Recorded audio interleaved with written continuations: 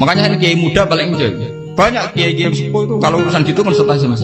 Gus siapa apa kain. Ini kula sampai era karena juga saya tidak pernah bayangkan apa tanggaku seneng aku atau orang sing ngaji aku kecewa, tidak pernah bayangkan. Sama itu kan makhluk, tidak penting. Kecewa tidak kecewa itu tidak benar.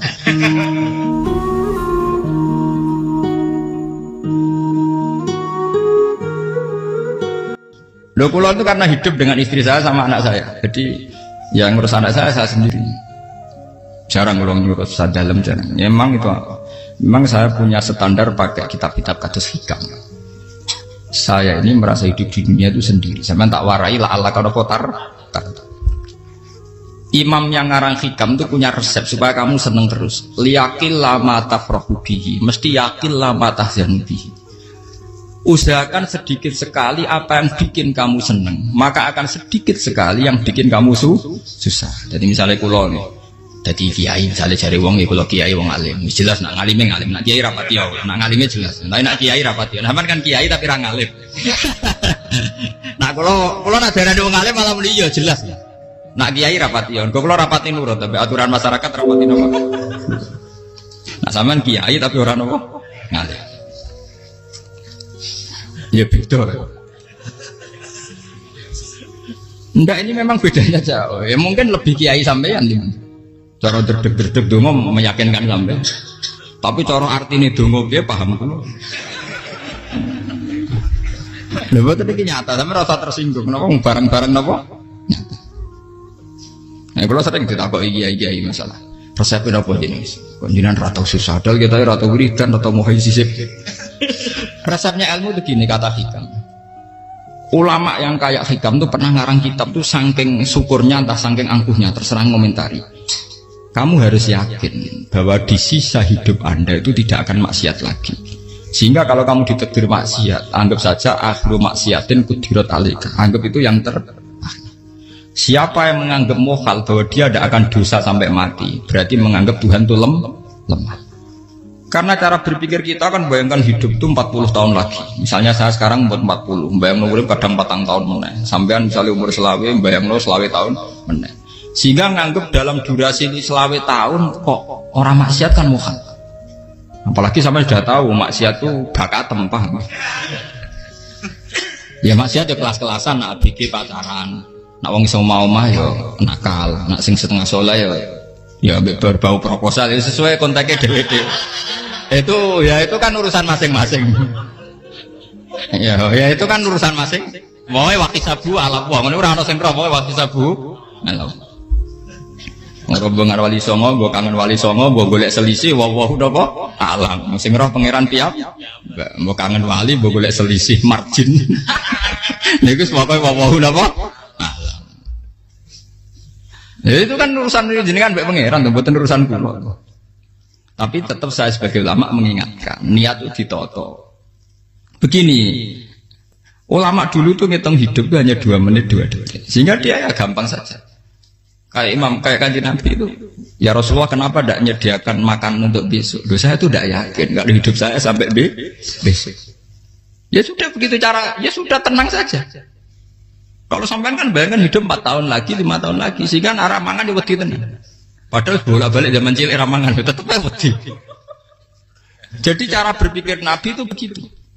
Begitu juga cara pikir sahabat, cara pikir ulama-ulama yang waras itu begitu. Loh, saya itu pernah melarat di Jogja zaman pertama merantau. Itu kalau santai saya bilang, Gus kok tidak punya beras nih? Tapi apa yakin nak sesuk urip Pak? Kowe buta mangan sesuk, anak sesuk ijek napa? Cara berpikir ulama itu begitu. Sehingga melihat maksiat juga gitu.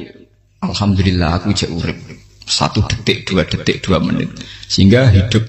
Dan itu sudah cukup untuk lafadzkan la ilaha illallah. Makanya kata yang ngarang hikam, betapa murahnya Allah. Surga itu hanya bisa dibeli dengan 2 menit. Karena surga itu senilai la ilaha illallah, miftahul jannah la ilaha illallah. Itu cukup 1 menit.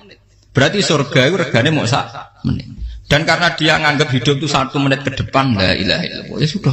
Dia ngitungnya hidup itu per menit. Kalau sampean kan enggak, per 10 tahun, per 20 tahun. Sehingga kriminal betul, cara pandang sampean itu kriminal betul. Sehingga bayang kudu di duwe, kudu di bojo, nak kiai kudu di pengaruh. Lah kalau saya enggak. Saya meskipun tidak sehebat itu, tapi mewarisi keilmuan mereka. Jadi misalnya saya jadi ulama itu bayang non di santri musito Islam pokoknya ke Ahmadiyah ya gitu saja. Ya pokoknya sudah gitu. Orang bayang no santri yang kelambinan takwa khusyuk salam tempel demen gelo, demen apa? Lo tanyakan santri-santri saya itu mungkin belum pernah nyuri saya bikin kopi. Bisa dihitung. Karena saya itu sederhana saja. Misalnya saya pergi dari Jogja ini yang nyata salah. Bayang no bujo gue semaca, gawe no kopi, buka no lawang malah kecewa. Seperti umumnya orang kan gitu. Semerantau ada bayang no bujo gue nyuambut, digawe no kopi, digodok no banyu hangat, teman. Bareng teko bujo no wangep, kukur-kukur. Karena tarifnya dia ideal, maka mudah kecewa kalau itu tidak terjadi. Nah, kula mboten sebayangno kaya Jogja, bojoku cek utuh Islam, nak salat 5 bulan ya sudah gitu saja. Pakai standar-standar yang minimalis. Saya dari rumah bangun sampai ngaji ya, pokoknya melek, ya sudah nak salat dem-dem napa. Mulane sudah gitu saja. Andai kan saya pakai standar maksimal, maka akan mudah kecewa. Rasulullah juga begitu. Rasulullah itu ngadepi Sayyidah Aisyah itu ya begitu, ngadepi Hasan Husain. Sehingga tidak ada cerita Nabi mudah kecewa betul. Karena Nabi bayangkan anak istrinya itu ya minimalis sekali, urusan dunia loh maksudnya minimalis sekali. Misalnya Nabi pagi-pagi tanya, ya Aisyah apa ada sarapan? Tidak ya Rasulullah, ya idzan asumu kan itu saya puasa. Kalau sampean usul-usul orang juga no kopi wong wedok opo, itu kan repot. Muni-muni itibak sunnah Rasul tapi tidak pernah sampai mendekati sunnah nopo Rasul. Sehingga ya tenang saja Nabi. Saya tuh alhamdulillah bisa niru dalam gitu-gitu tuh bisa. Makanya ini kiai muda paling jauh. Banyak kiai-kiai yang sepuh itu kalau urusan gitu konsultasi sama saya. Gus siapa kain? Ini kalau dari sampai era dekar. Juga saya tidak pernah bayangkan opo tanggaku seneng aku atau orang ngaji aku kecewa itu tidak pernah bayangkan. Sama itu kan makhluk, tidak penting. Kecewa itu tidak benar. Saya itu orang alim, ngerti ini warido kamat lubi, ora warido kum.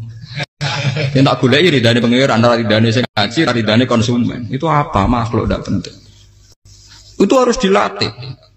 Harus apa? Sehingga orang itu kalau biasa sholat, maksudnya biasa takluk ya Allah, mesti la Allah katardo, mesti gampang puas. Karena dia iktifak ngalap cukup be Allah Subhanahu wa ta'ala. Saya sebagai manusia juga sering ditangisi istri. Misalnya saya sering ke Jogja sendirian. Nak ninggalan apa? Ninggalan ibu milih pengiran. Misalnya mati ninggalan ya paling aku mau ngapes nih suaraku. Paling uang nangis gue kegiatan. Bukan apa. Ingin saya bahwa konstitusi ulama itu masih iktimat Allah. Kalau kita kan enggak. Cara berpikir kita ngaji itu ideal sing ono podium, sing ngaji kelaminan takwa kabeh, ketunan kaji kabeh, diluk kabeh. Kita akan pakai standar-standar yang dengan asumsi kita. Padahal Nabi di zaman sugeng al iman hahuna wa yusiru ila qalbihi sadrihi salah. Iman itu urusan hati. Komitmen sampean be Allah Subhanahu wa taala. Nah ini resepnya. Makanya kata hikam liyakillah mata frohubi. Mesti yakinlah mata sedubi. Sedikitlah kamu gembira dengan satu hal. Nanti akan sedikit kamu yang kecil. Artinya misalnya kados kula sebagai ulama seneng kula nu kok ijek iman. Ya nggak kayak wong awam. Ya sudah gitu. Jadi misalnya suatu saat kula jatuh. Yang ngaji saya gak semeneng dadi kumpeding. Wong sing seneng kula bubar kabeh. Kula ora susah, miskola darah bener. Gus saiki jenengan ora sing seneng. Ya tenang saja. Sing ora seneng makhluk ora jelas. Dan status mereka tetap la yadurru wa la yang. Ini harus dilatih. Sehingga Nabi itu ya meskipun beliau itu perang, sahabatnya meninggal ya tenang saja. Nabi cara berpikir yang meninggal mereka mati syahid, yang masih hidup dianggap berpotensi melakukan kebaikan. Sama tak wari resep-resep dari Rasulullah Shallallahu Alaihi Wasallam. Saya ini sebetulnya memaksa, menjelaskan ini maksa, karena saya inginnya jadi ulama yang kayak umumnya orang, tidak ideal amat. Tapi kan saya ditakdir ilmunya itu ideal, jadi terpaksa saya jelaskan. Tapi kalau perilaku saya tidak akan ideal. Soalnya ngawur, saake mari kufuri pengiran nganggur bolak balik cerita.